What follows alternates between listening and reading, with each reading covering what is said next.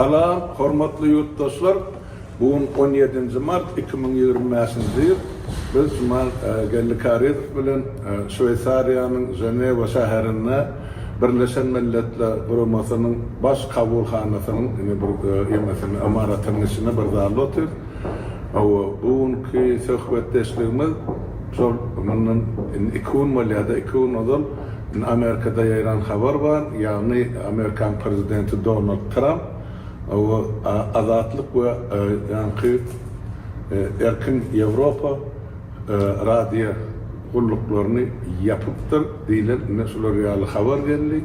Ondan şu habar resmi ýagdaýda bu ýanky aýdyr Kongres tarapyndan tasdiklenen ýa-da şol gullugyň başlygy aýtdy bilen bulara finansiýerler diýip aýdylar, şolara pul serişleri ýa berilmegi besedir. Indi şu arada gellaga bilen biz oturup şu taýda bir iki türkmen maslahat etmekçi. Biz başga zatlar bilen çöňgenlik bärik, birinciden buların ýoňky şol Gurbanuly Berdimuhammedowyň bergisi bar. Gellikariýewiň maşgalasyna. Şonu bermän gaçyp aýlanyp ýörler, şuň şol taýda diňlenşik boldy. O taýda Dawud Kariýew ingliz dilinde çykyş etdi. Ýöne şo taýda men pikir edýän o gelmelisi bar, görmem Hacıýew familiýasy? Ýa, Çapkhan.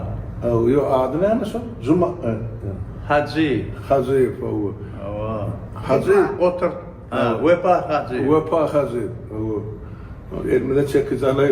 Hacıýew sen nerede diýmeli? Kaç aýlanyp öyle ýurtdaşlar. Ine bir gidip ýatan özler agdyny olup gürleýär. Ay ine biz dünýede 4-nji ýerde dur, gaz boýunça baýlygymyz boýunça güýjümiz bardy. O paratdan aýaklary tapyrdyp alyja mulyja goşun geçirýär. Ine gelip iki adamyň gözüniň alyny görünmäge gaçyp aýlanyp ýörler bu kunşuk. Ine döwlet boluşlary şular. Ýöne biz bugün häzir gellaga bilen başgaça bir temany gozgamakçy ýa-ni gaýdyşmaýan Azatlyk radiosy. Türkmen gulluk bize esasen şol bizi aladanlandırýan şol gulluk. Indi şo barada gella sen öz bileninden aýtsaň, sen Pragada ýaşap otyn. Edir şo durla şur goňşusy şo Azatlyk radiosy. Daşdan aran. Ýöne näme üçin sen şo taýda 16-njy ýyldan bäri geldiň. 8 ýyl dolup 9-a gitdi. Ýeke gede ne zanetlerine gapysyny tırkyllatdylar. Şu maşala ýurtdaşlar pikir edip görün. Olaram şu Türkmen halkynyň ýa-ni bozulan hakyny, hukugyny, azatlygyny goraýar diýip şol at bilen çykyş edip şol adyň aslyndan bilerine onlar çeýlap aýlyk alyp oturan piýada. Ene gellagy sen söz senden Birleşen Milletler Kurumasynyň Salam hormatly vatandaşlar, здравствуйте, дорогие turkmenistanцы. Şu mesele günden özü bir dömüp duran mesele de bir indi biz berdiz 2016-njy ýyldan bäri ýa Hal Muradowyň aýdýan dogry 9 ýyl bolýar da biz şu taýda şu ýekeji zapar çağırıp dinläp hani bir aňyrda ýurduň içinde näme gördüňiz, näme bar, näme ýok. O näme üçin muňa güne düşdüňiz? Seni näme üçin basdylar? Basylan adamlar bir ýanky zynna ýatan adamdan ýagdaý nähili? Olary seredilşi näýlerini ýurduň ýagdaýyny sorajak bolsa biz ýalap on hem türmesini hem ýanky konslagerini gören adamdan soramanda. Bulary ol gerekkel bizim sesimizi çykaramdak. Näme diýjek bolmany da bar, oň gapdaryna näme izilep durjakmy? Ay dinläýin diýip. Ay sana gerekkel bolsa bize de gerekkel. Ýöne sen kim? Ene men şol Azatlyk radiosynyň başlygy da şo Faruk. Sen niren iti. Sen gelip berde öz şo taýda nirede bir behbiýdim görýän bolsaň, behbiýdiňe kowulaşyp ol Türkmenistan ilen döwletiň içinde bütün dünýä görýär. Eýam Amerika şo saryny meňisine geçiripdir Türkmenistany.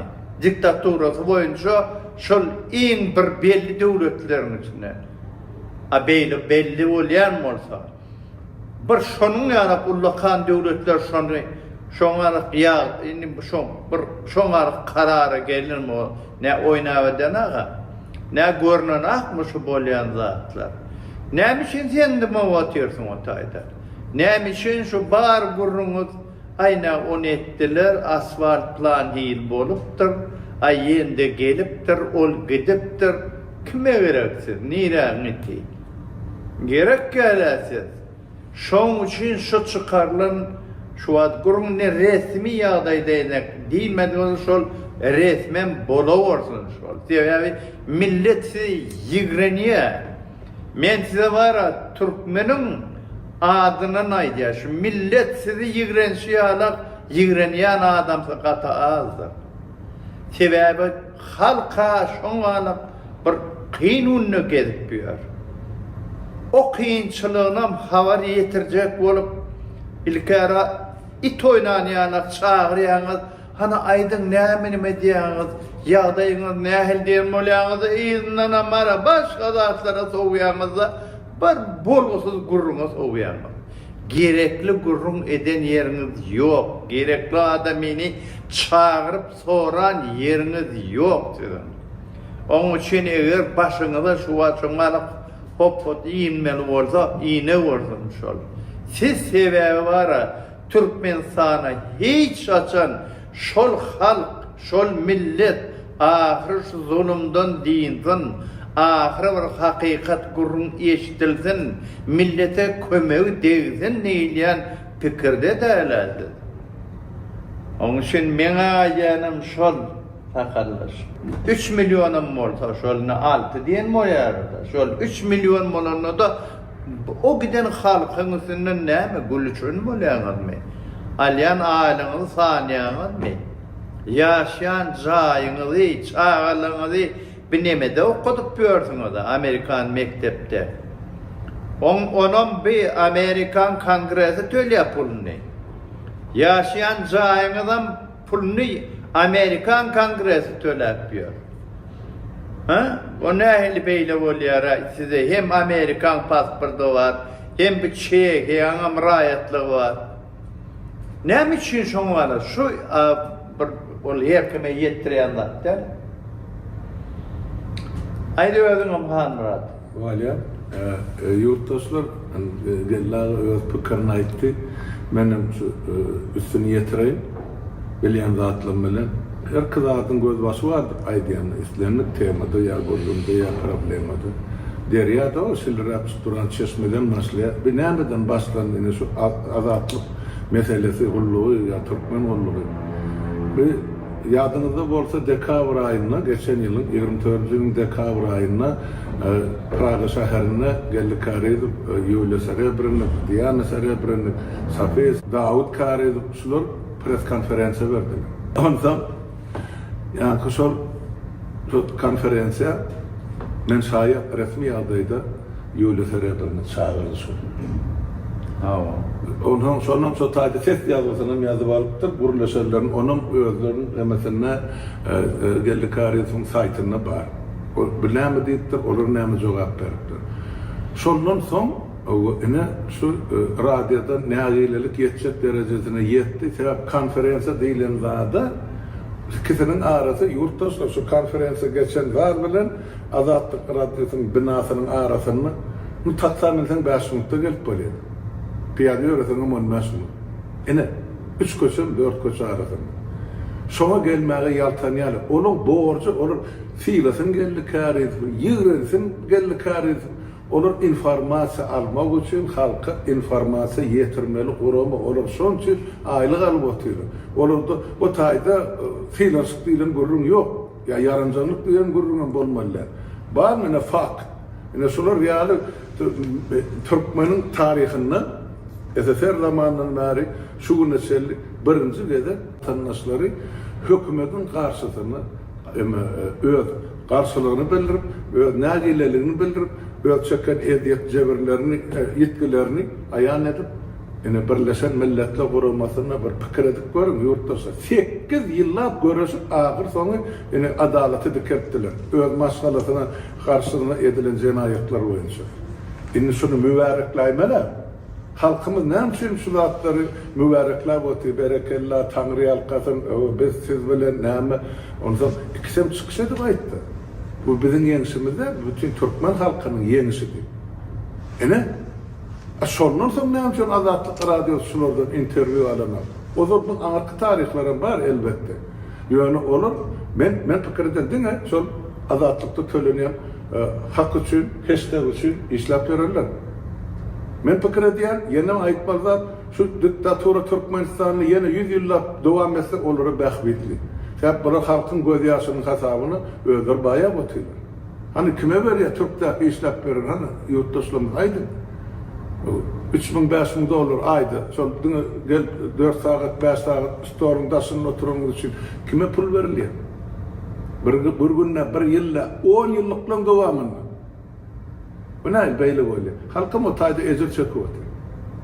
Ine şonuň üçin şu taýda hat ýazyldy, bizim çykyşymyz bardy, geldi karet bilen, şonuň terjime edip Amerikan Kongresine uradyl, ol bir soňra şu taýda ýanwar aýynyň 21-ni Donald Trump wezipetine eýlenden soň Amerikada 22-sini 23-ni şol ýanlaky esasy kömekçisi we ýoldaşy var Elon Musk. Şol ýüzlerdir öz ýemesinden metbuat saýtyny näme wadi? Twitter'da ýazypdyr. O adamlar şu Azatlyk radiosyny ýa-ni şu radiolar bilen baglanyşykly kim näme aýdyp biljek? Ýazyn men okujak dinlejek. Ana şu taýda ýankı geldi karetin oğlu şu taýda ýazýar. İngilizce ol Amerikada ýaşap beren oğlun. Hemme bar zatları ýazypdyr. Onu okawam Elon Musk ýa-da bize bular ýaly radio gerek geldi. Biz näme üçin her ýyl 1 milyard dolar radio harç edýär. Bir pikir edip görün ýurtdaşlar. Şu radioda 1300 tane adam işläp hakalýar. 1300. Ondan bir netijesi näme?